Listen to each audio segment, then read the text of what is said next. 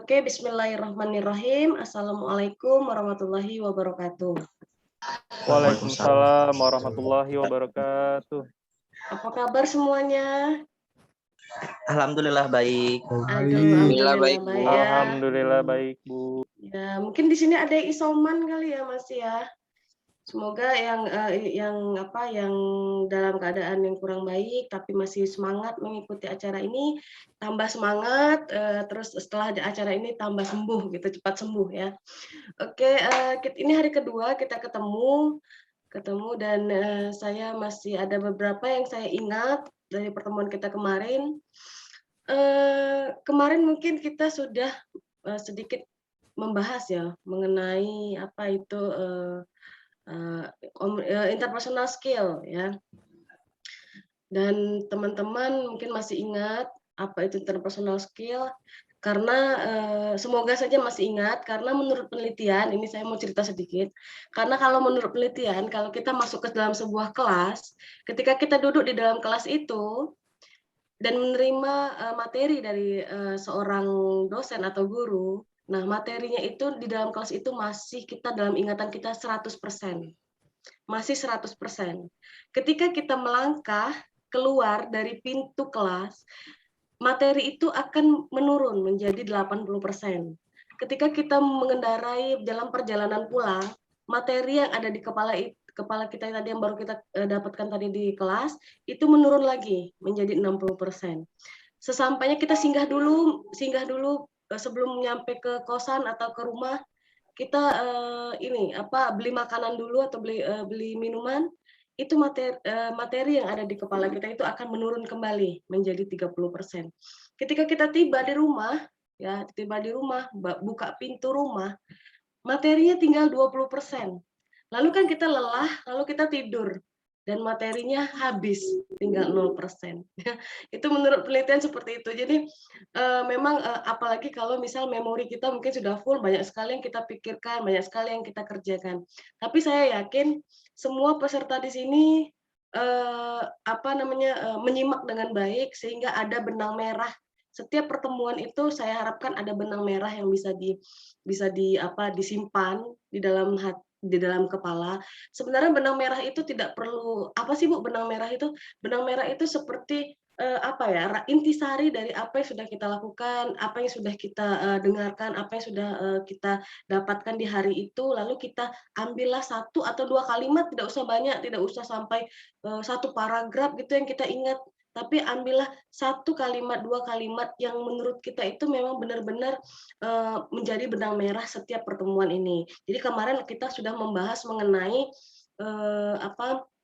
interpersonal skill. Nah, kemudian teorinya sudah dapat nih interpersonal skill.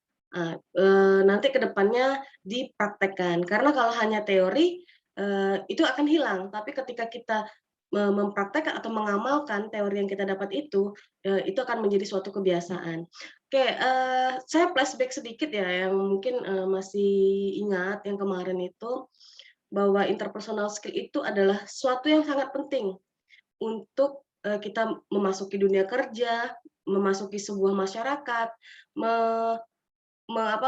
memasuki sebuah komunitas, mungkin ya itu interpersonal skill sangat penting. Nah hari ini kita akan membahas mengenai etika, etiket dan penampilan. Nah ini penting ya, penting sekali. Kalau mungkin di sini ada yang baru tamat kuliah, tamat SMA lalu kuliah kayak siapa kemarin itu. Nah, kemudian ada yang sudah dapat kerja, baru diterima kerja gitu ya. Ada yang mungkin masih job seeker, masih mencari pekerjaan. Nah, sebenarnya 3 hari ini adalah teori, tapi output-nya adalah praktek ya. Jadi nanti ketika sudah nerima full teori yang didapat dari hari pertama, kedua, dan besok yang terakhir, diharapkan untuk bisa mempraktekkan apa yang sudah dipelajari gitu ya. Oke, saya akan coba share screen. Ini oke. Nah, mungkin ini bisa ditemukan di di LMS ya, ini bisa ditemukan di LMS, dan ini dibuat oleh Ibu Dian Budiargo, Pak Gunawan, dan Ibu Melisa. Nah, tapi ada yang menarik di sini, saya punya slide sendiri, tapi di sini ada yang menarik sebelum kita masuk ke materinya. Di sini kita akan memahami, pada hari ini kita akan memahami etiket profesional dan dalam dunia kerja, kemudian bagaimana kita bisa memahami dan memperbaiki penampilan agar terlihat lebih profesional dalam dunia kerja. Oke, mungkin kalau penampilan sehari-hari kita mungkin sudah ini ya, sudah biasa ya. Mungkin ada yang casual, ada yang resmi, ada yang mungkin agak-agak ngerok gitu, ada yang metal gitu. Nah, atau ada yang senangnya itu baju hitam terus setiap hari kayak Deddy Corbuzier misalnya bajunya hitam terus. Nah, mungkin ada seperti itu yang penampilan kita. Tapi yang kita bicarakan di sini adalah penampilan yang nanti bisa kita praktekkan ketika kita berada di lingkungan masyarakat ya, atau di dunia kerja. Karena yang kita pelatihan ini kan nantinya output-nya adalah kita bisa menjadi lebih baik ya, memperbaiki apa yang sudah kita lakukan, mungkin yang kita buat, Ibu saya sudah kayak gitu kok penampilan saya, oke sudah seperti itu, tapi apakah nanti ketika kita menghadapi berbagai macam budaya, berbagai macam komunitas, berbagai macam lokasi atau masyarakat, apakah nanti akan menyesuaikan? Nah, itu nanti kita akan dapatkan di sini. Oke, ini nggak ada videonya yang buka ya, kecuali Mas Septian ini kayaknya Mas Septian yang sangat ini ya. Oke, saya yakin semuanya pada mendengar ya, walaupun videonya tidak terbuka, tapi saya yakin semuanya mendengar karena ini sangat penting, terutama untuk kalaupun misalnya kita sudah paham nih tentang etiket dan penampilan, mungkin nanti kita bisa share ke pasangan kita mungkin, ke pacar kita, ke orang tua kita, atau ke orang-orang lain yang di lingkungan kita. Oke, ini nanti kita akan membahas tentang etika dan etiket, lalu ini ada personal juga, etika ketika kita sendirian, bagaimana etika kita dengan masyarakat, lalu kita face to face, dan tentang bagaimana kalau kita seperti ini ya, sedang Zoom meeting seperti ini ya, secara virtual ya. Nah, lalu penampilan ya, kita bicara tentang penampilan. Nah, penampilan itu kalau kita nih ada yang bilang kata jangan menilai seseorang itu dari penampilannya ya. Tetapi faktanya ya, ini faktanya di lapangan. Mungkin kalian rekan-rekan pernah merasakan ketika di lapangan banyak sekali orang-orang yang melihat kita atau kita melihat orang lain itu pertama kali yang kita lihat adalah penampilan. Nah, ya coba kita rewind lagi, kita flashback lagi, benar nggak yang saya katakan tuh? Terkadang kita melihat orang itu melihat dari penampilannya, apa yang dia gunakan secara fisik itu terlihat dengan indera kita, terutama indera mata. Kita lihat bahwa apa yang digunakan, lalu misalnya pakaian yang digunakan itu yang branded, misalnya barang-barang luar yang terkenal gitu, yang harganya bisa sampai ratusan juta atau puluhan juta gitu ya. Itu yang pertama kali kita lihat. Nah, itu kenyataannya ya. Padahal banyak sekali yang kita temukan misalnya gini ya. Dan itu saya pernah ngerasain seperti ini. Saya membawa bibi saya ya. Ini cerita, saya membawa bibi saya ke sebuah salon yang salon itu ya bisa dibilang salonnya itu besar ya. Dan bibi saya mau potong rambut. Dan saya sudah berapa kali ke situ dan saya tahu pemiliknya itu adalah si ibu ini. Lalu ketika saya masuk ke dalam salon itu, ya bibi saya ini memang penampilannya biasa saja, lalu dia kebetulan juga kakinya itu mohon maaf habis kebakar, jadi jalannya agak pengkot gitu ya. Nah, kemudian saya ajak bibi saya, "Bibi, masuk ke situ." Lalu sama tukang salonnya itu, yang pemilik salon ya, saya tahu itu pemilik salonnya karena beberapa kali ke situ, pemilik salon, dia bilang, "Kenapa?" katanya, "Bibi saya mau potong rambut." "Oh, nggak bisa nggak bisa nggak bisa," katanya, pemiliknya udah yang tukang potongnya nggak ada, padahal dia sendiri yang tukang potong. Nah, artinya apa? Artinya dia melihat kami, yang tampilan kami ini hanya biasa-biasa saja gitu kan, tidak turun dari mobil mewah, tidak menggunakan tas yang branded, bajunya juga ya baju biasalah gitu. Nah, sebenarnya atau bahkan kita sering melihat, terkadang kita melihat ya orang-orang yang kita anggap biasa, ternyata dia punya suatu luar biasa. Makanya kita jangan melihat seseorang itu dari penampilan, tapi lihatlah apa yang dia katakan, ya mungkin apa yang dia lakukan. Nah, itu yang kita lihat. Nah, kenapa penampilan itu perlu kita pelajari? Kenapa penampilan itu perlu kita lihat ya? Yang pertama itu adalah aset ya. Penampilan kita itu adalah aset. Pernah nggak, dan ini saya sering juga rasain, ketika saya misalnya pakai baju biasa ya, pakai baju biasa, tidak pakai pakaian dinas misalnya, atau tidak pakai, hanya pakai baju, tunik biasa dan celana biasa, jilbabnya juga hanya ya jilbab biasa lah gitu ya, yang polos-polos gitu. Masuk ke sebuah misalnya ke salah satu store, misalnya store yang terkenal misalnya, dan itu biasanya mereka tuh memandang remeh gitu. Ah, nggak mungkin belilah gitu kan, nggak mungkin. Coba kalau misalnya kita penampilannya rapi, bajunya bagus, lalu kita punya apa namanya tuh, tasnya pakai tas branded gitu, kelihatan gitu kulit yang mentereng gitu tasnya, kemudian sepatu kita yang bermerek gitu, kemudian kita masuk itu dengan dengan cepatnya, "Oh iya, ada yang bisa dibantu bla bla bla," dan itu kenyataan ya, dan itu fakta. Itu fakta di Indonesia seperti itu ya. Nah, kemudian itu aset, jadi aset kita. Jadi gini, jadi saran saya ketika rekan-rekan nanti, misalnya berhubungan dengan birokrasi ya, sedang berhubungan dengan birokrasi atau ketika melamar pekerjaan, penampilan itu adalah aset kalian. Karena apa? Semua orang yang akan pertama kali yang akan ketemu dengan rekan-rekan, itu adalah orang dia akan menilai bagaimana, penampilan rekan-rekan. Kemudian yang kedua adalah self PR. Nah, kemarin saya sempat singgung ya, bahwa kita ini adalah self PR namanya self public relation ya. Jadi, kemarin saya sempat singgung ya, bahwa kita pribadinya kita ini adalah public relation-nya kita sendiri gitu. Kalau di perusahaan itu ada PR besar kayak Pertamina, kayak, apa namanya tuh, Kominfo ya, kayak, perusahaan-perusahaan lain itu dia memiliki, PR. Ya, PR itu public relation atau humas ya. Nah, kemudian, itu memang jelas ya, mereka memang, apa namanya, ditugasi atau memiliki pekerjaan job desk-nya itu adalah berhubungan dengan internal, public internal ya, public internal itu adalah yang dalam misal kayak karyawan, lalu yang, satu lagi public eksternal.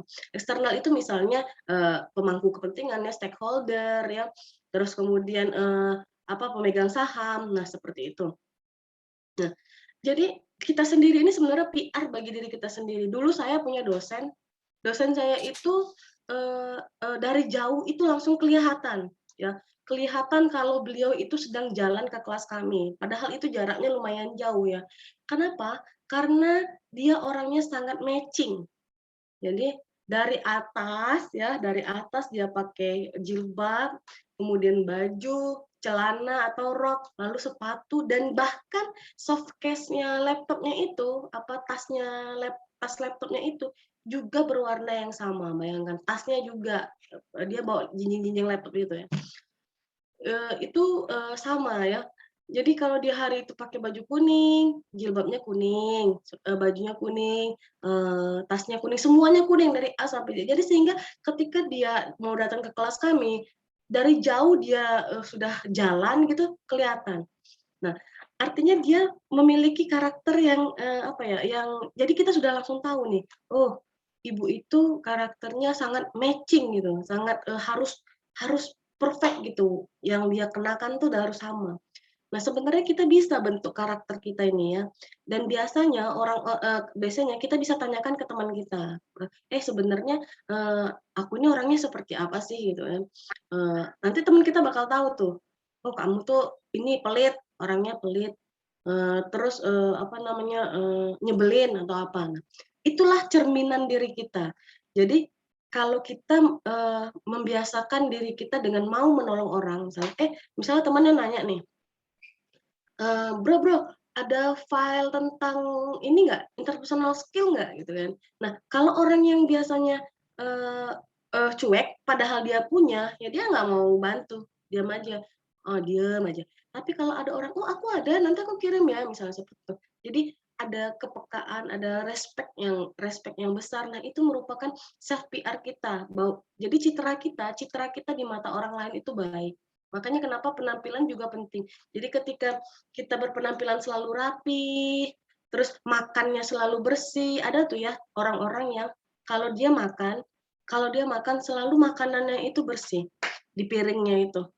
Nah, jadi tidak ada sisa, tidak ada jadi dia ngambil secukupnya, lalu makan habisin betul-betul dihabisin. Ada yang tipe kayak ada yang makan setengah selalu bersisa, ada yang seperti itu. Nah, jadi orang bisa melihat penampilan kita. Ada juga orang yang misalnya mohon maaf ya, misalnya bau badan gitu ya, mohon maaf nih, mohon maaf. Misalnya ada yang dia itu, ah nggak usah deket-deket dia gitu kan. Kalau deket dia tuh tiba-tiba mual gitu misalnya. Ada tipikal-tipikal kayak gitu. Atau misalnya bau mulut gitu ya. Nah, itu nanti menjadi citra kita. Citra atau apa ya, citra atau pemahaman orang tentang kita, melihat karakter kita, dia tuh jorok, mulutnya bau misalnya gitu kan. Nah, itu adalah self PR. Jadi siapa kita, apa yang kita lakukan itu dinilai orang lain dan itu menjadi apa ya, penilaian orang kepada kita gitu. Lalu mengapa perlu penampilan lagi? Mengekspresikan diri ya. Tadi seperti dosen saya tadi, beliau menggunakan mix namanya dosen matching ya. Jadi dari atas sampai bawah, head to toe ya, dia itu menggunakan warna yang sama.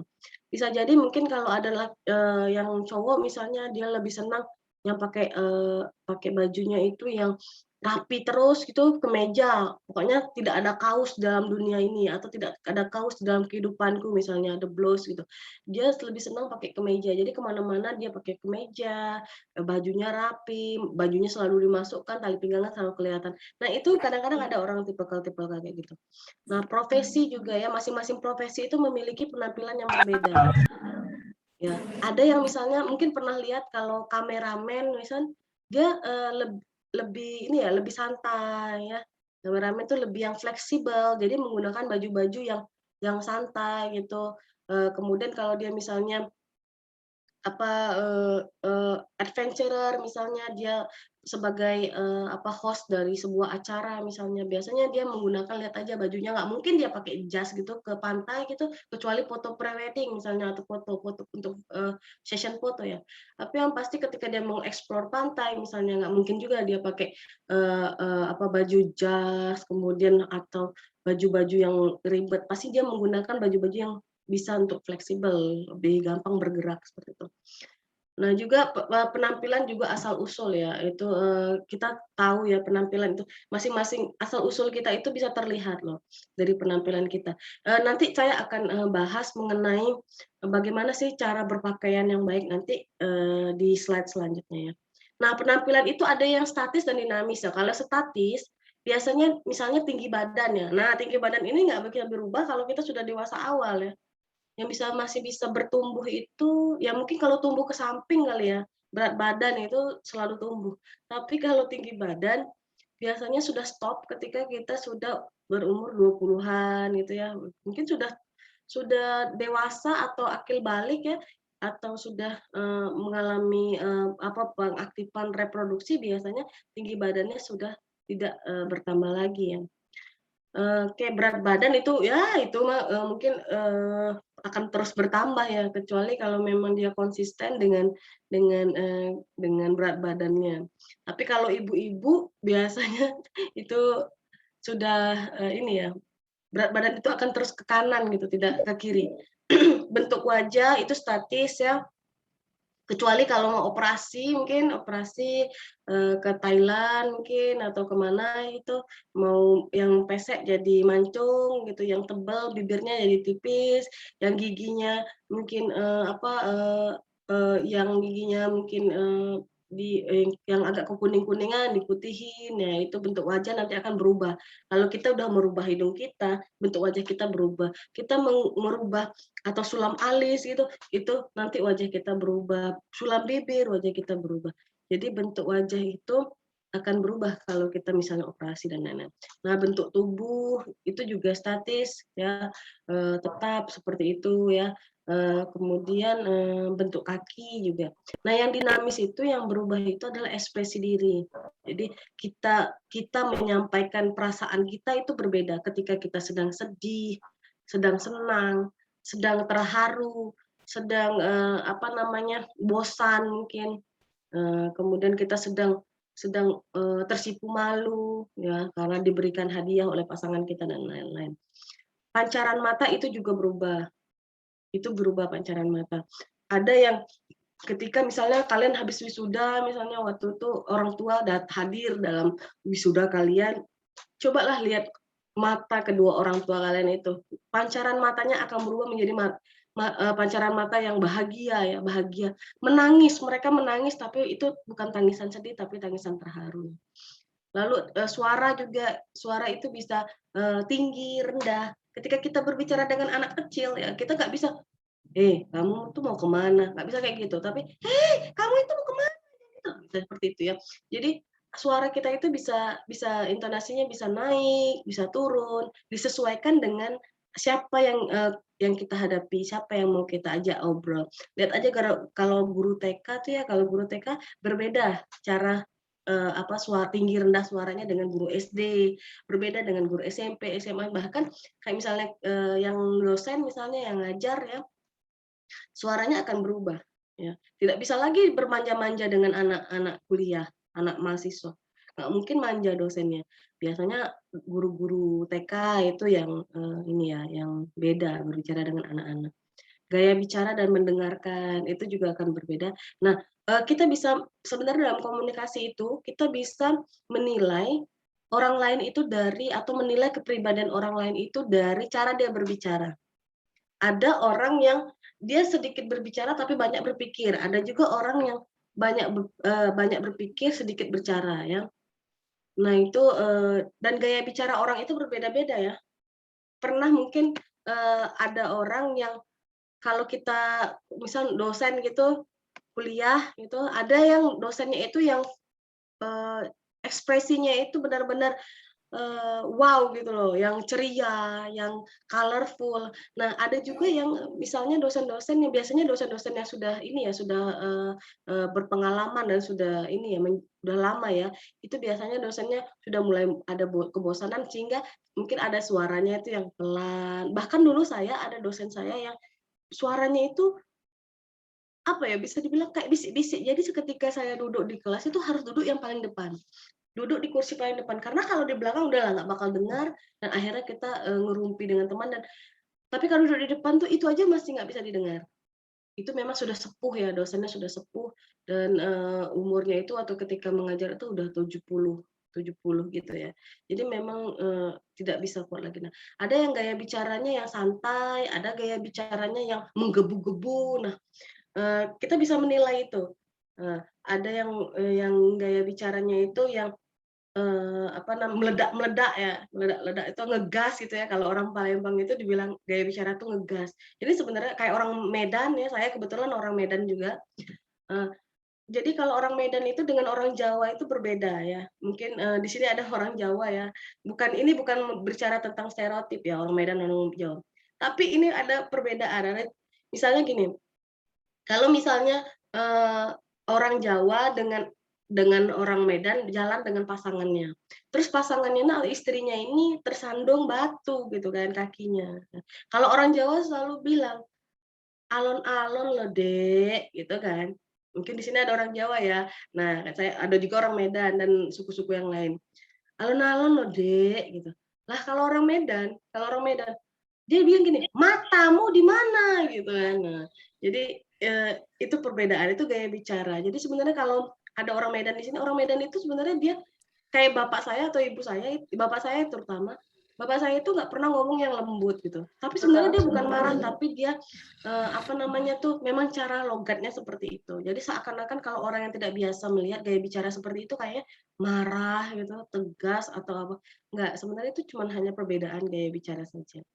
Itu ya, Medan dengan Jawa itu berbeda sekali itunya, Jawa Tengah terutama ya yang lembut gitu ya.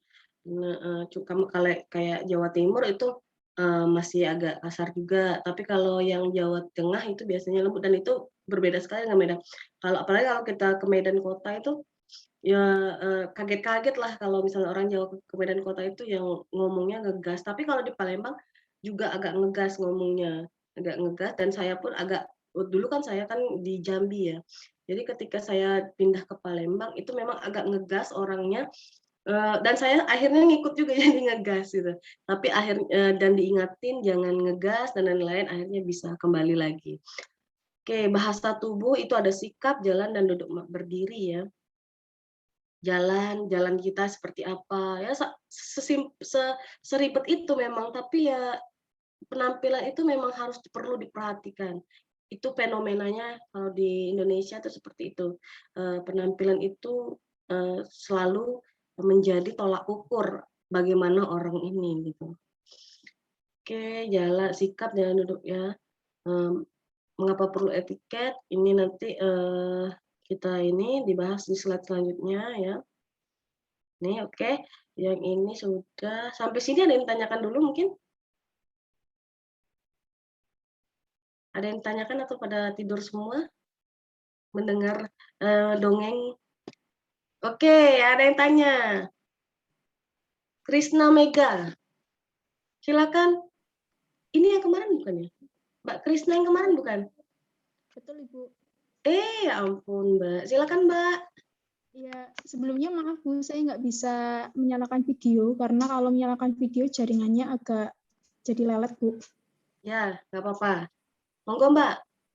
Ya, saya mau menanyakan Bu, tadi kan di awal Ibu menjelaskan mengapa perlu penampilan dan itu ada beberapa poinnya gitu ya, Bu. Nah, saya mau menanyakan, kan kadang kita sebagai cewek itu, apalagi sekarang itu sering banget dikatain kayak, ih kamu kok gendut, ih kamu kok chubby, ih kamu. Jadi kan kita merasakan insecure dan terkadang ketika merasakan insecure itu kita berusaha buat mati-matian berubah gitu Bu. Nah, itu apakah masih termasuk ke dalam hal yang tadi Ibu sampaikan atau itu berbeda arahnya gitu ya Bu? Terima kasih. Oke, baik, terima kasih. Saya jawab dulu ya Mbak Krisna, nanti Mbak Anastasia habis ini ya. Oke Mbak Kris, nanti saya lupa soalnya. Oke Mbak Krisna, itu mungkin istilahnya body shaming ya.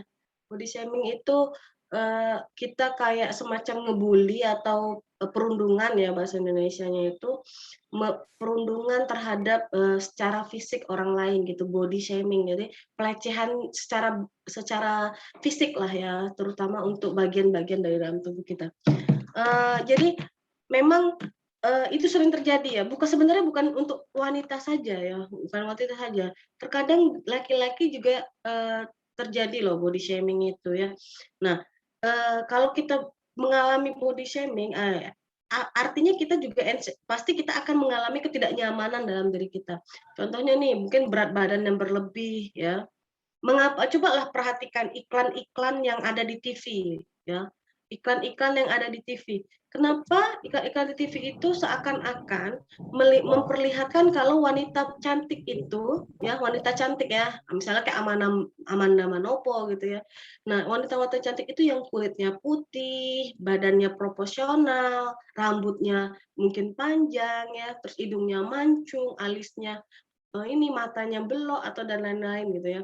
Nah, kenapa harus selalu kita itu dicekoki dengan perempuan cantik itu yang seperti itu loh gitu kan. Kata orang kan cantik itu relatif ya. Ada yang orang mungkin ada yang melihat perempuan itu yang cantik itu yang gendut. Ada yang melihat perempuan cantik itu yang berisi, ada yang melihat perempuan cantik itu yang kurus misalnya. Nah, itu tergantung persepsi kita, pandangan masing-masing. Tapi yang pasti ketika kita mengalami body shaming, itu termasuk bagian dari penampilan. Ya, tapi kita balik lagi, kita mencintai diri kita apa dan bagaimanapun ya. Dan yang gini misalnya, kita nih gendut nih misalnya, kayak misalnya saya nih berat badannya banyak ya berat badannya. Terus banyak orang yang bilang, ih kurusin lah, kurusin, gendut kayak gitu jelek, pakai baju bla bla bla jelek. Nah, akhirnya saya kan pikir, wih bener ya, pakai baju tuh jelek. Dan akhirnya kemungkinan juga kita di misalnya memang susah gitu loh cari baju misalnya untuk orang gendut dan lain-lain. Tapi ya itu tadi, kita balik lagi ke diri kita sendiri. Kita harus mencintai diri kita sendiri apa dan bagaimanapun. Kecuali kalau kita mengalami mengalami gangguan kesehatan ya itu harus kita berubah ya. Kita harus berubah. Kalau misalnya kita mengalami kesehatan, misalnya kalau udah obesitas atau kita apa namanya tuh, atau misalnya jerawatan ya misalnya banyak jerawat tuh itu kan juga problemnya wanita dan laki-laki secara penampilan di wajah gitu kan.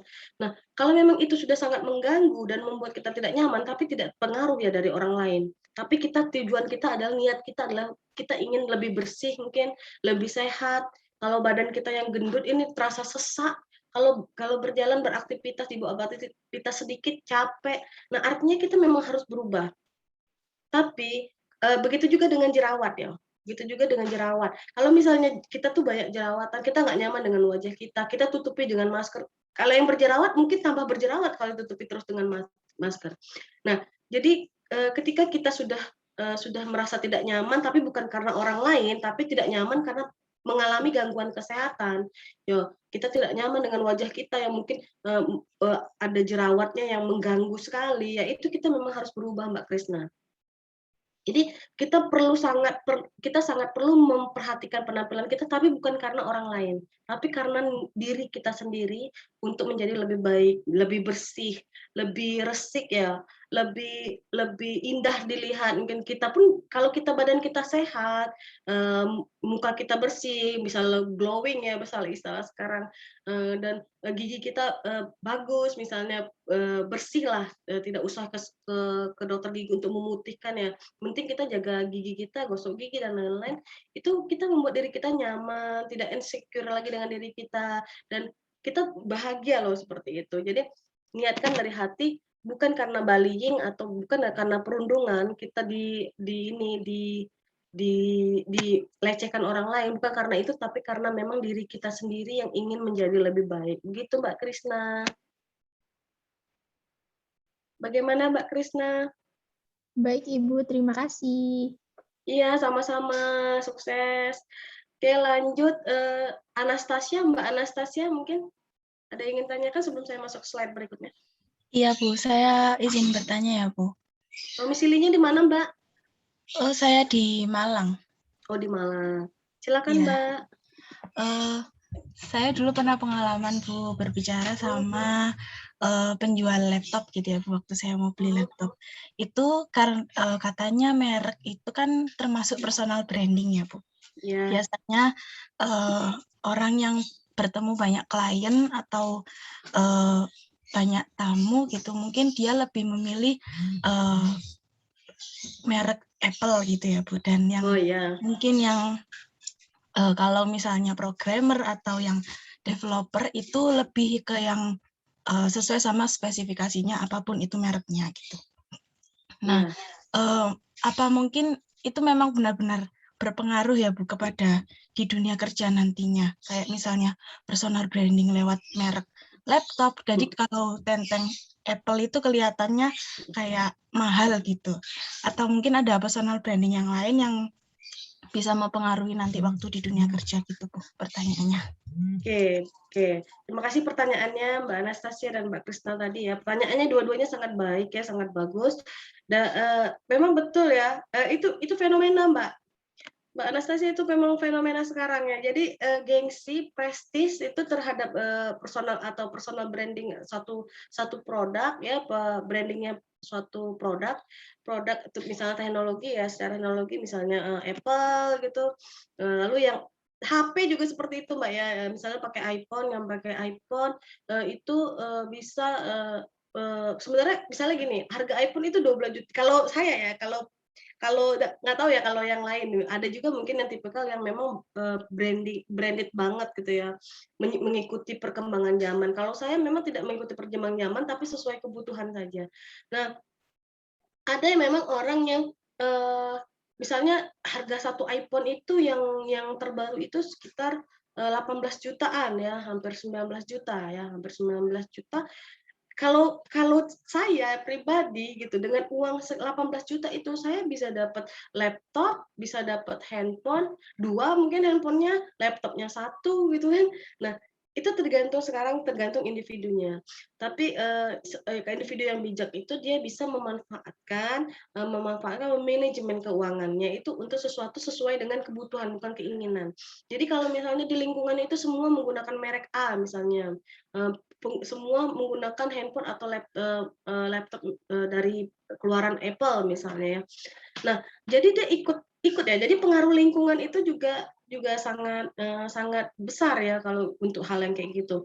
Jadi ngelihat temennya pakai iPhone yang terbaru, ada keluaran iPhone terbaru misalnya, langsung gitu ya, pengen juga gitu. Nah, ya itu tadi prestis atau gengsi yang ada dalam diri kita itu termasuk karakter juga ya. Yang kita pernah bahas kemarin, pembentukan karakter kemarin, itu salah satunya terbentuk karena lingkungannya, terpengaruh oleh lingkungannya yang memang hampir semua orang menggunakan itu gitu di lingkungannya itu. Jadi dia mau nggak mau dia mengikuti. Nah sekarang itu fenomenanya kayak gitu. Jadi kalau walaupun merek iPhone, walaupun iPhone dia menggunakan iPhone yang mungkin iPhone sekarang tuh iPhone 6 gitu yang udah dianggap paling Gen 6 ya, yang udah paling ini ya bawah gitu. Walaupun sekali iPhone 6 gitu disandingkan dengan misalnya dengan merek lain, HP yang lain gitu, misalnya kayak Oppo, Vivo dan lain-lain itu, atau Realme dan lain-lain itu, tetap iPhone 6 ini menang gitu seakan-akan. Makanya saya juga itu bisa jadi penelitian sebenarnya. Kenapa sebegitunya merek ini mengeksklusifkan dirinya atau iPhone itu perusahaan Apple itu mengeksklusifkan dirinya sehingga yang lain-lain itu jadi nomor 2 gitu loh. Padahal mahal ya, iPhone itu mahal ya, mahal.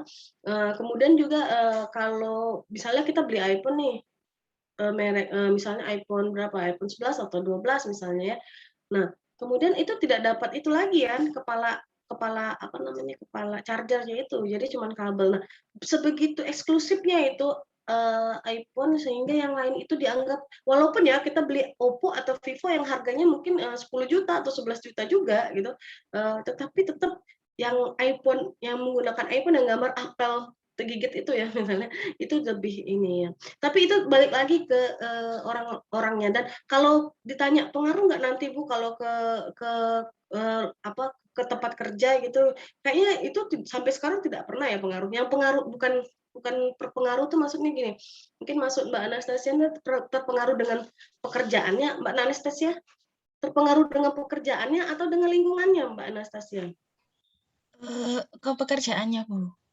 Kalau pekerjaannya saya rasa enggak ya, tapi gini, kalau misalnya orang teknik dia membutuhkan speknya yang tinggi misalnya laptopnya, ya itu tadi saya bilang sesuaikan dengan kebutuhan, tapi bukan keinginan. Nah kalau kita keinginan, udah pasti kita mengikuti apa yang menjadi tren di lingkungan kita. Tapi kalau kebutuhan kita sesuaikan. Misalnya laptop kita nih RAM-nya kecil, kita membutuhkan RAM yang besar. Artinya kita harus mengikuti ya, sesuai pekerjaan.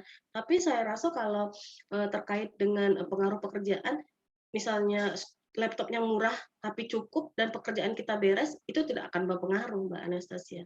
Yang berpengaruh itu kalau kita keinginan ya, berbeda keinginan. Makanya bedain. Kita membeli sesuatu itu harus sesuai kebutuhan. Ya, harus sesuai kebutuhan kita. Jangan membeli sesuatu itu karena keinginan. Padahal laptop kita nih masih bagus nih, masih support lah untuk pekerjaan kita. Tapi karena teman kita baru beli laptop yang misalnya yang mahal itu, misalnya kita pengen ikutan juga. Nah, itu namanya keinginan, bukan kebutuhan. Sekian, begitu Mbak Anastasia. Iya Bu, terima kasih sudah paham. Sama-sama, iya sama-sama Mbak, sukses. Oke, saya lanjutkan dulu ya. Nanti kita akan terus buka pertanyaan lagi. Silakan raise hand aja langsung, ya. Oke. Nah, ini slide selanjutnya yang kita akan bahas ada personal grooming dan etiket profesional dalam dunia kerja. Ya ini tadi benar-benar dibutuhin ya setelah kita membahas mengenai interpersonal skill, lalu membahas tentang karakter, pembentukan karakter, interpersonal skill. Nah, jadi komunikasi udah dibenerin nih. Secara komunikasi kita udah clear communication, kita sudah listeningnya skillnya sudah bagus, ya komunikasinya sudah clear. Nah, kita tidak cukup dengan persuasif dari mulut kita sendiri, tapi kita juga harus memperhatikan secara keseluruhan dari apa yang kita miliki, potensi apa yang kita miliki. Nah, itu adalah personal grooming dan etiket profesional dalam dunia kerja. Apa itu personal grooming? Nah, ini dia. Nah, personal grooming itu ya, ini saya bilang zaman telah berubah tapi nilai kita tetap sama ya. Zaman terus berubah ya. Nah, ini personal grooming. Personal grooming itu adalah cara kita berpenampilan. Jadi cara kita berpakaian dan mengekspresikan diri kita di mana kita bekerja, kemudian bagaimana cara kita berinteraksi dengan orang, bagaimana kita meningkatkan ilmu pengetahuan kita, etika, pola pikir, cara menghargai orang lain. Nah, seperti itu. Jadi personal grooming itu atau perbaikan kualitas diri tidak sekedar perkara mempercantik penampilan fisik, tapi juga mindset, pola pikir kita. Bagaimana cara kita berpikir, persepsi kita terhadap satu hal, ya. Kemudian pengetahuan. Jadi ada orang yang misalnya dia hanya memikirkan penampilannya, tapi tidak memikirkan apa yang ada di dalam kepalanya itu. Jadi ketika kita ngajak, misalnya dia cantik luar biasa ya, cantiknya itu cantik lah pokoknya, ini satu orang perempuan ini misalnya cantik. Tetapi ketika diajak ngobrol atau diajak berdiskusi, nol gitu loh. Isinya nol. Bandingkan dengan yang dia biasa aja tuh penampilannya, maksudnya tuh orangnya tuh biasa aja, nggak cantik-cantik amat, nggak jelek-jelek amat juga ya, sedang lah gitu. Tapi ketika diajak ngobrol, diajak berdiskusi, dia nyambung. Nah, itulah kenapa kita perlu mempelajari personal grooming. Jadi kita tidak hanya muluk-muluk memikirkan penampilan, tapi isi kepala kita juga dipikirkan. Etika kita juga harus ditingkatkan, harus diperbaiki seperti itu. Dan kita juga harus menghargai diri kita sendiri apa dan bagaimanapun itu. Walaupun kita misalnya gendut, pendek, hitam gitu ya, udah yang jelek-jelek udah sama kita semua. Tapi itulah diri kita. Ketika kita menghina diri kita, artinya kita juga menghina Tuhan ya yang menciptakan kita. Jadi sekali lagi tidak mulu-mulu memperhatikan penampilan secara fisik, tapi penampilan otak ya, dalam tanda kutip ya, penampilan otak itu maksudnya isinya, isi otak kita, mindset, cara berpikir kita, pola pikir kita terhadap satu hal, persepsi kita terhadap satu hal, etika kita. Nah, itu juga yang namanya masuk ke dalam personal grooming ya. Oke, jadi hal utama yang harus dijadikan motivasi untuk grooming atau untuk penampilan secara luar dan dalam adalah rasa kecintaan terhadap diri sendiri.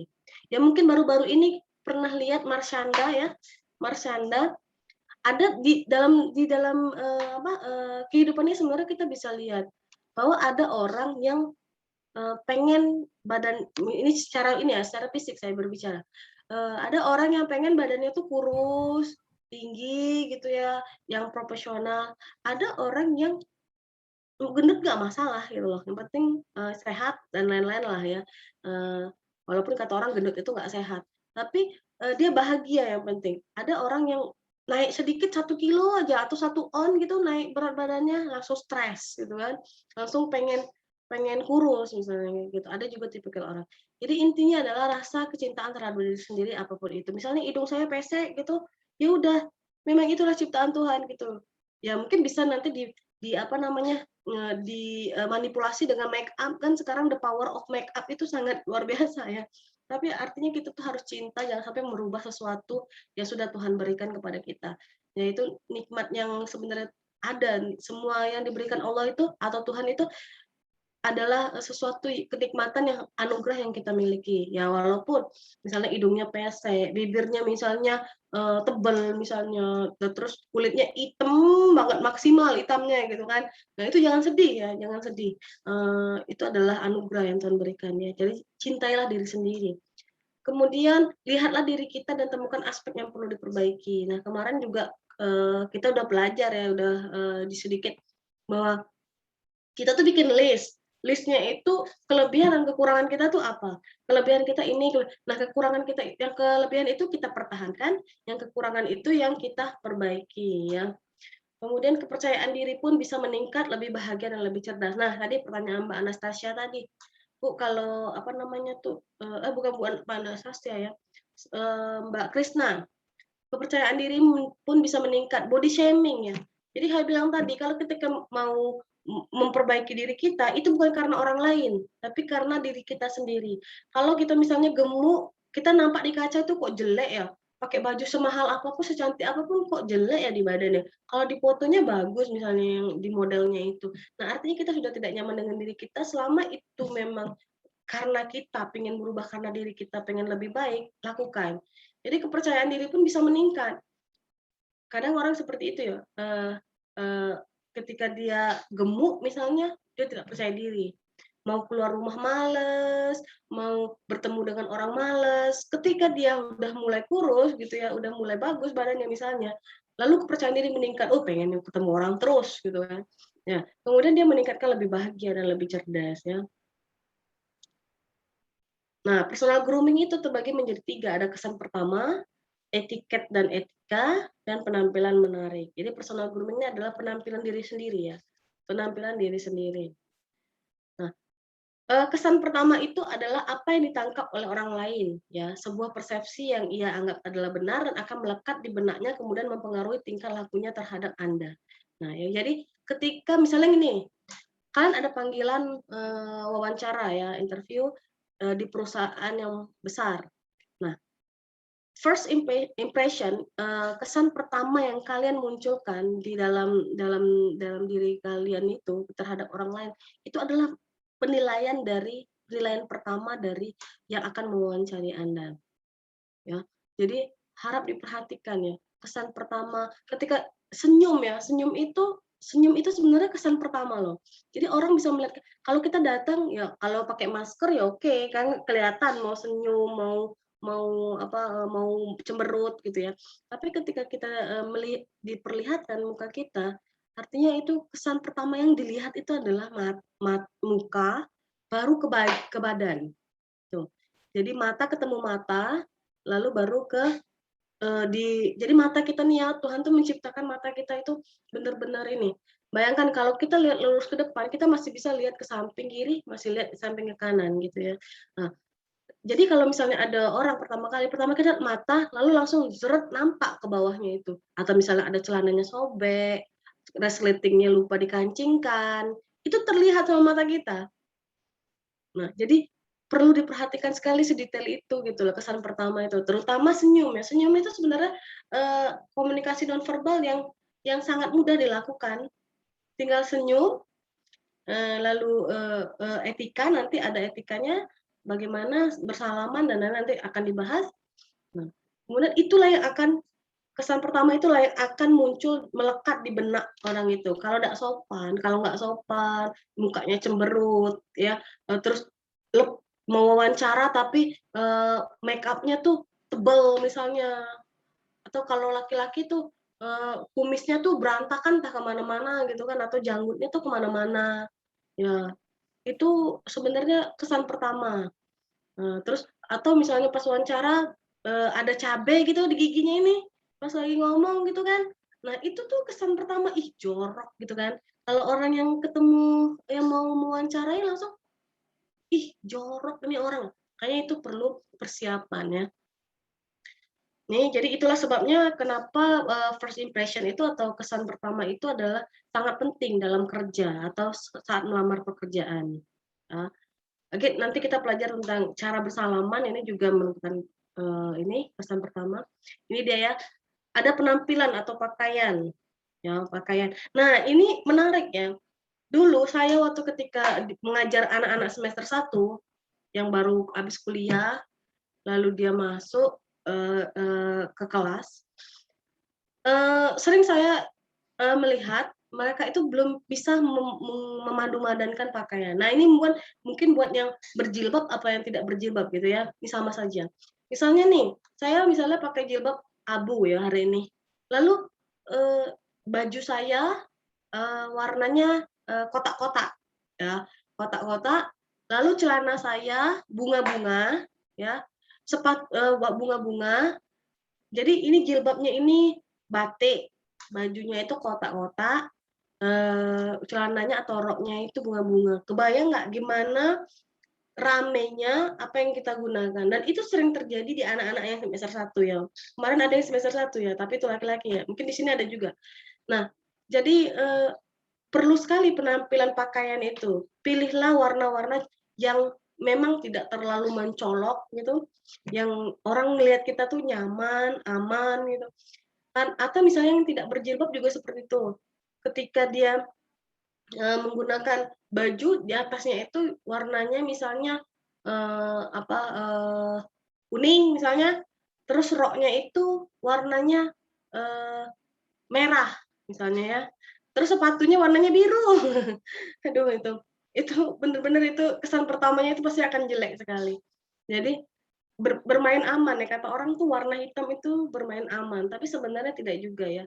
Jadi kalau misalnya kita mau wawancara, berpakaiannya itu pilihlah warna-warna yang tidak mencolok, soft gitu, dan pastikan ketika kita menggunakan dari atas sampai bawah, mau pakai jilbab atau tidak, pastikan dari atas sampai bawah kita ini hanya ada maksimal 3 warna. Ya, maksimal tuh 3 warna. Jadi misalnya jilbab saya abu, baju saya hitam, rok saya hitam, itu 2 warna.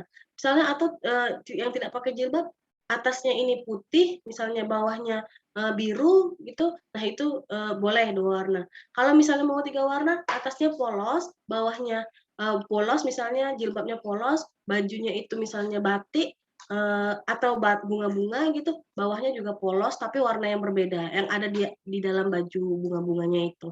Jadi maksimal tuh 3 warna. 3 warna dan jangan menggunakan 3 corak. Ya, polkadot, batik, polkadot tuh bulat-bulat ya. Polkadot, batik, bajunya, celananya itu namanya tuh garis-garis ke bawah gitu. Itu sudah kesan pertamanya pasti sangat jelek. Dan sekarang perubahan itu kalau sudah semester 1 ketemu dengan saya itu akan diperbaiki ya. Kalau tatap muka itu diperbaiki. Ya dengan cara yang baik, yang menegurnya jangan sampai, "Ih, kamu baju kamu jelek banget, itu nggak nyambung," gitu. Jangan sampai seperti itu, tapi mungkin kita bisa mencontohkan gitu. Terus eye contact. Nah, ini eye contact di dalam dunia kerja itu penting banget. Selain dari pakaian tadi, harap diperhatikan, nanti ada pakaian, contoh pakaian di belakang, slide belakang. Eye contact itu kontak mata. Dalam komunikasi, kontak mata itu merupakan kesan pertama juga. Nah, harap diperhatikan ketika wawancara nih, misalnya kalian duduk ya, rekan-rekan duduk berhadapan dengan pewawancara. Apalagi misalnya perempuan nih, misalnya Mas Khoirul, Mas Khoirul udah hadir nih. Mas Khoirul misalnya mau diwawancarai oleh seorang direktur perempuan, ya perempuan jenis kelaminnya. Terus ya tahu ya kalau sudah di dunia perusahaan ya cara penampilannya profesional gitu ya, profesional. Lalu Mas Khairul dengan eye contact-nya karena lihat perempuan itu cantik ya, yang wawancara itu cantik ya, standarnya cantik lah, profesional ya, badannya profesional, lalu kulitnya putih ya kayak Amanda Manopo mungkin ya misalnya. Lalu yang Mas Khairul lihat itu kan, ini kan eye contact ya. Boleh hanya melihat mata ya. Perhatikan sekali, jangan melihat ke hidungnya, apalagi melihat bibirnya. Bibirnya itu sambil ngomong Mas Khairul lihat bibirnya, itu nggak sopan. Ya. Jadi dalam komunikasi eye contact itu benar-benar mata ketemu mata, dan kalaupun misalnya misalnya kayak dalam Islam itu kan tidak boleh ya kalau lawan jenis itu terlalu mendalam melihat mata gitu kan nanti terjadi zina mata. Nah, boleh melihat di sini, di tengah ini, di pelipis. Ya, di pelipis ini. Jadi lihat di pelipis ini, tapi juga kalau misalnya nggak mau lihat mata, boleh lihat di pelipis, di antara dua alis ini ada pelipis ya di sini. Dan tapi jangan juga terlalu dalam matanya dulu, lihat misalnya Mas Harul lihat perempuan saking cantiknya kan, lihatnya terus matanya ampun masya Allah gitu ya, jangan seperti itu juga. Nah, dan pastikan juga jangan sampai muter-muter gitu. Kebetulan yang lawan jenis kita tuh berjerawat misalnya, sambil dihitungin jerawatnya, lalu tai lalatnya ada berapa di sini misalnya, jangan sambil dihitungin, itu nggak sopan ya namanya. Jadi benar-benar item mata atau pelipis di sini. Di sini nih normal sih kalau ngelihat ke sini ya. Jangan juga matanya tidak melihat yang lain, atau misal lehernya misalnya terbuka misalnya ya. Nah, melihat lehernya, terus dia pakai baju kemeja, kancingnya ke bawah, dihitung pula kancingnya ada berapa. Nah, itu kelihatan lah oleh orang yang mewawancarai kita. Jadi jangan muterin kepalanya gitu, muterin, ngeliatin apa aja yang ada di mukanya itu kok sampai secantik ini, jerawatnya itu ada berapa, atau mulus sekali mukanya ini, terus ada tek lalatnya berapa, itu dia kira-kira pakai lipstik apa ya, kok sampai bagus gitu. Nah, itu salah ya. Jadi sekali lagi lihatlah di sini. Di sini kalau memang tidak mau melihat mata ya, atau takut terjadi hal-hal yang ini, boleh melihat di tengah pelipis ini. Oke, itu eye contact. Eye contact ini penting, itu salah satu cara kita menghargai orang lain ketika orang lain itu berbicara. Ya, jadi jangan tidak melakukan eye contact atau malu gitu, atau nunduk kayak gini, nunduk sambil ngomong sambil nunduk. Nah, itu juga tidak benar ya dalam dunia kerja. Bukan karena itu artinya kita tidak siap menerima apa yang akan diperintahkan oleh atasan kita mungkin, atau kita tidak siap dengan pertanyaan yang akan dilontarkan. Tapi kalau kita melihat dengan mata, artinya kita terbuka, kita melihat, kita siap apa yang mau ditanyakan. Lalu kemudian ekspresi wajah, senyum ya. Nah, senyum ini sedekah ya. Jadi jangan ragu-ragu untuk senyum karena itu sedekah. Jadi jangan cemberut juga gitu, jangan yang melamun, yang pikiran kosong, tatapan kosong gitu. Orang pewawancaranya nanya apa, kita natapnya kosong. Nanti setelah wawancaranya tanya, maaf Pak, tadi apa ya Pak pertanyaannya? Nah, jangan sampai kayak gitu juga ya. Jadi kita tuh santai dan jangan kaku ya. Santai, senyum itu sebenarnya mencairkan suasana loh, senyum itu. Jangan cemberut, serius, mukanya tuh ngeliatin, kaku gitu ngeliatin ini, jangan. Jadi agak tersenyum. Tersenyum itu jangan senyum-senyum sendiri juga ya, jangan senyum sendiri juga, nanti dikiranya ini orgil ya. Jadi ini ada nggak waras-warasnya ini katanya kan, gagal gitu. Jadi senyumlah ikhlas. Nah, ya benar, senyum itu ada ikhlas dan ada yang tidak ikhlas loh senyum itu. Ada senyum yang sengaja pura-pura senyum, ada yang senyum tuh memang dari dalam hati. Oh, aku nih lagi bahagia nih. Semoga aku diterima. Jadi aku harus memberikan yang terbaik nih. Senyum. Aturlah wajah ini, manage-lah wajah ini supaya terlihat lebih bahagia, senang gitu, kita siap kita menerima apa yang mau ditanyakan oleh pewawancara ya. Jabat tangan nanti akan ada, kita lihat itu gambarnya bagaimana jabat tangan yang baik ya. Sebenarnya kalau tatap muka itu sebenarnya bisa dipraktekkan ya. Kalau kita tidak online gitu, itu bisa dipraktekkan. Mulai dari cara duduk ketika kita berhadapan dengan pewawancara, tangan kita, sikap tangan kita ini bagaimana, itu bisa dipraktekkan sebenarnya. Bagaimana kita bersalaman itu sebenarnya bisa dipraktekkan kalau kita ini tatap muka ya. Tapi ini karena keterbatasan jadi online. Oke. Jabat tangan ya, itu juga kesan pertama, lalu sikap tubuh itu, ini tegak bersandar, ya sikap tubuh itu kita kayak mungkin di sini ada yang pernah belajar table manner gitu, yang tata cara makan, etiket makan. Nah, itu sikap tubuhnya tuh tegak dan dia tidak bersandar gitu loh. Misalnya duduknya di bangku ada bangku yang di kantor gitu kan, ada bangku yang sandaran gitu. Nah, sikap tubuhnya itu punggung kita tuh tidak santai dengan kayak gini, tidak santai nyentuh belakangnya bangku, tapi kita benar-benar tegak bersandar, tapi tidak yang kaku gitu, yang agak luas gitu. Nah, itu kita bisa dilihat gitu. Tangan kita nih juga, tangan kita tuh nggak boleh kayak gini ya. Ketika wawancara tuh tangan tuh nggak gini ya. Misalnya kan atau ketika kita taruh di atas punggung kita atau di atas perut kita. Biasa kan kayak gitu kalau wawancara. Nah, pasti kan wawancara tuh tangan kiri dan kanan kita nih di atas paha. Di atas paha kiri dan kanan gitu. Nah, dan terus kaki kita nggak boleh nyilang kayak gini ya. Kalau wawancara tuh, misalnya kan kalau perempuan kan suka ya nyilang kayak gini atau gini ya, nyilang paha ke paha gitu kan. Nah, itu sebenarnya agak kurang baik ya. Tapi kalau misalnya sikap tubuh itu perlu diperhatikan dari cara duduk. Duduk, pertama kali duduk, permisi dulu, bilang, boleh saya duduk, Pak? Atau izin Pak, boleh saya duduk? Nah, nanti kalau dipersilahkan duduk, baru duduk. Kalau misalnya tidak dipersilahkan duduk, jangan duduk.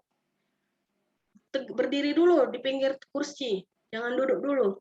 Nanti silakan duduk, kata dia. Baik Pak, duduk. Duduk itu juga tadi sikap tubuh yang pertama adalah kaki punggung itu tidak menyatu, tidak langsung buk gitu ke tempat duduk, jangan seperti itu, tapi agak tegap dan kedua tangan ini taruh di atas paha, kedua-duanya, itu tandanya simbolnya kita terbuka ya. Terus tangan tuh jangan diginiin, ada kan tangan yang kayak gini, atau diginiin, atau gini tangannya, mungkin, atau gini. Nah, tidak ya, tapi benar-benar dibuka, taruh di atas paha. Udah, habis itu bagian kaki itu kalau laki-laki kan suka ya kayak gini, ngilang gini kakinya ya, selonjor. Tapi kaki itu benar-benar lurus, duduk lurus kayak gini kakinya, sebelah kiri dan kanan tuh menyatu, lalu duduknya itu nyaman lah gitu, lurus, tidak ada yang perempuan yang suka melipat kakinya atau yang ujung kaki tumitnya itu dilipat, digerak-gerakin, ninjit, itu enggak, tapi benar-benar diletakin. Makanya duduknya jangan ke belakang kayak gini, tapi agak maju ke depan, tapi dengan kaku dan tangannya terbuka gitu. Seperti itu. Saya tidak ada gambarnya, tapi itulah mungkin bisa kebayang ya bagaimana untuk wawancara tadi. Nah, itu tuh sebenarnya sangat diperhatikan oleh pewawancara ya. Intinya itu kita nyaman dengan posisi kita, santai gitu. Kemudian suara saat bicara. Nah, suara saat bicara ini juga jangan terlalu pelan, jangan terlalu besar, terus kemudian jangan terlalu lambat kalau ngomong. Iya Pak, saya ini domisilinya di Palembang. Gitu. Jangan kayak gitu. Memang ada orang yang lembut, tapi kita profesional sekarang. Kalau di dunia kerja tuh harus profesional. Siap Pak, betul saya di Palembang Pak, tetapi sebelumnya saya di Jambi Pak, misalnya kayak gitu. Jadi suaranya tuh dan luas ya. Nah, ini yang penting nih. Jadi kalau kita ngomong dengan orang tuh kita nggak boleh yang kaku. Bahkan saya lihat beberapa banyak video itu kalau kita kaku itu biasanya terlihat sekali gitu kalau kita gugup.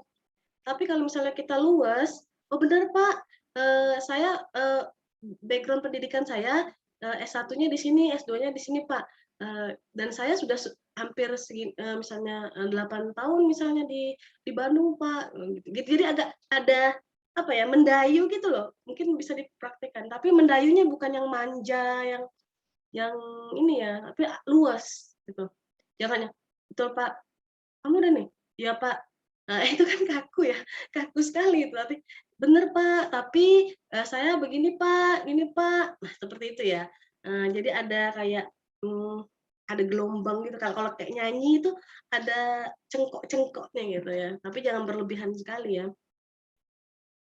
Oke, ini cara berjabat tangan ya. Nah, ini saya ambil fotonya di Google.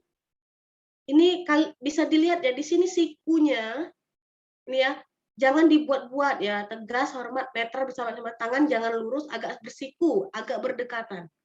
Jadi jarak ini, kalau di komunikasi itu ada namanya jarak intim, itu biasanya untuk suami istri, jarak intim ya, itu tuh jaraknya benar-benar 0, sekian-sekian. Nah ini namanya jarak, jarak bersalaman ini, jaraknya kira-kira, apa ya ini, ya jangan terlalu dekat juga, apalagi pandemi ya, sebenarnya pandemi kan ini ya, sifatnya situasional ya, kalau misalnya lagi pandemi ya nggak bisa salaman, cukup begini saja gitu kan. Nah, tapi ini sifatnya yang normal ya. Jadi bisa dilihat di sini rekan-rekan, tangannya ini, sikunya, ini agak bengkok ya. Agak bengkok, sikunya ini. Nah, ini artinya kita terbuka, kita open minded ketika bertemu dengan orang. Ini juga gambar yang bawah. Oke. Ini bisa dilihat ini, yang cowok sama cewek ini, lihat sikunya. Sikunya itu dia tidak kaku lurus seperti ini. Tidak, tapi dia agak bengkok seperti ini. Dia tidak kaku sekali seperti ini. Nah, lihat ya, bisa dilihat ya. Mas Khairul bisa lihat ya. Ini ya. Nah, ini sikunya bengkok. Yang bawah juga yang perempuan sama laki-laki ini sikunya bengkok. Nah, ini artinya kita tuh welcome gitu. Dengan setiap komunitas baru, kita bertemu dengan orang baru, atau ketemu lagi dengan orang yang udah kita pernah ketemu. Ini kita terbuka dengan siku yang seperti ini. Nah, begitu juga kan nanti ketika di wawancara, ketika nanti ketemu dengan pewawancara atau ketika menerima tanya ujian dan lain-lain, ketemu dengan orang yang wawancara itu, tangannya kayak gini, dan badan tuh agak bungkuk sedikit tapi tidak bungkuk sekali dan tidak kaku ya. Nah, lalu jabatlah kira-kira 4 dan 5 detik. Nah, ini yang sering terjadi ya. Sering terjadi itu adalah ada kan tipikal-tipikal orang yang tangannya ini suka basah. Ada ya. Ada yang tangannya ini, kalau tipe tangan saya tuh kering. Ya. Kering cenderung kasar karena kalau sudah ngedosen tuh biasanya ngebabu gitu ya. Jadi ini kering tangan saya. Tapi ada orang yang tipikalnya yang tangannya itu basah. Ya sedikit-sedikit basah, pokoknya basah padahal dia nggak pegang air, tapi basah tangannya. Nah, pastikan ketika kita berjabat tangan dengan orang lain yang tipe yang kering, bersih ya tangannya. Kalau kering itu kan tidak mengganggu ya. Tapi kalau yang basah, pastikan sekali ya tangannya tuh dielap dulu pakai tisu. Ada nggak di sini yang tangannya suka basah? Ada nggak? Ada nggak? Yang tangannya tuh memang tipikal yang tangan yang basah itu. Nah, jadi silahkan dielap dulu pakai tisu ya. Kalau nggak ada tisu, elap dulu lah ke baju gitu. Elap ke baju, baru salaman. Nah, kenapa? Karena orang merasa tidak nyaman ketika tangan kita basah, dia salaman dengan kita. Ya kan? Nggak nyaman kan? Kalau kita salaman dengan orang yang tangannya basah, nggak nyaman. Ya, makanya harus dielap dulu, pastikan tangan kita ini basah dan kering gitu, biar jangan ganggu kenyamanan orang. Dan perlu di-shake ya, di-shake. Di-shake itu digoyangkan gitu. Tapi goyangnya bukan gini-gini, bukan ya. Atau pakai tangan gini-gini, digeli-geliin itu juga nggak sopan. Ya, ada kan orang salaman terus digeli-geliin gitu tangannya gini-gini kan misalnya, itu nggak sopan. Nah, di-shake. Jadi ketika kita salaman, tangan kita nih kayak gini, kayak membentuk sudut ini, lalu di-shake. Jadi di-shake-nya cuma sep-sep gitu. Jadi shake-nya itu cuma 2 kali, shake gitu. Nah, tapi jangan kuat-kuat gitu ya, mentang-mentang aku badannya ini loh, keker gitu. Habis itu diremek gitu, habis itu di-shake. Nah, itu sangat tidak sopan. Jadi di-shake sedikit aja. Tek tek. Nah, seperti itu ya. Dan jabatlah kira-kira 4 sampai 5 detik. Jangan lama ya. Jangan kelamaan gitu. Nah, perlu juga diperhatikan, ada orang-orang yang tidak mau bersalaman ya. Tidak mau bersalaman walaupun bukan dalam masa pandemi. Misalnya kayak ustadz misalnya, atau yang orang-orang yang memang dia menjaga jarak dengan orang lain atau lawan jenisnya ya, itu biasanya ada. Nah, kita harus menghargai ya ketika dia seperti ini. Misalnya kita mau salaman nih kayak gini, terus dia kayak gini, ya jangan tersinggung ya, jangan tersinggung. Kalau misalnya dia nggak mau salaman, bukan berarti dia tidak menghargai, tapi memang dia punya prinsip lain, mungkin dia menjaga wudhunya ya, supaya tidak ini. Jadi kalau misalnya kita ngajukan tangan seperti ini, lalu kita ini dia kayak gini misalnya, terus kita bapak nih, ibu nih, kok kayak gitu sih, aku udah ini pengen salaman gini-gini. Nah, jangan berpikiran seperti itu ya.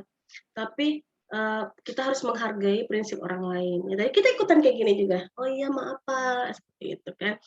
Nah, seperti itu. Jadi harus melihat situasi dan kondisi ya. Kalau pandemi kayak gini ya nggak bisa salaman ya, karena itu harus jaga jarak. Oke, cara melepaskan jabatan tangan ini mundurlah 1 langkah, lalu buatlah jarak dengan lawan bicara. Ya, buatlah jarak dengan lawan bicara, jangan terlalu dekat.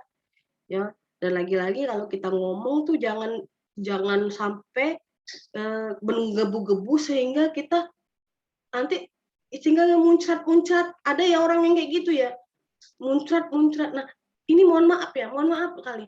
Ada juga orang-orang yang di sininya itu kalau ngomong, ini sering saya temui. Di sininya itu ada kayak apa, air liur yang berlebihan gitu. Nah, sebenarnya itu di dunia kerja itu sangat harus diperhatikan ya. Perhatikan, jangan. Jadi kita harus elap dulu. Karena orang akan, ih jorok gitu kan. Itu pasti itu ada tuh kadang-kadang. Atau di sininya tuh ada putih-putih gitu di bibirnya itu.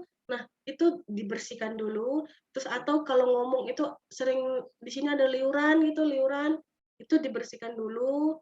Nah, terus gigi jangan lupa gigi ya.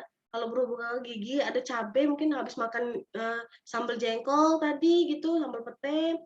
Nah, itu coba di HP kan sudah ada kamera tuh. Nah, sebelum ketemu sama orang tuh kita ini dulu lah, bersih-bersih gigi. Upil juga nih hidung dibersihkan, tai mata ya. Tai mata itu ketemu dengan orang tuh diperhatikan ya. Kalau misalnya laki-laki tuh enak tuh biasanya. Kalau mukanya nggak seger lagi dia ke kamar mandi langsung cuci muka, terus rambutnya digini-giniin, terus keluar sudah seger lagi ya itu. Kalau perempuan ya nggak bisa gitu ya, paling touch up dikit, make up-nya pakai lipstick dan lain-lainnya.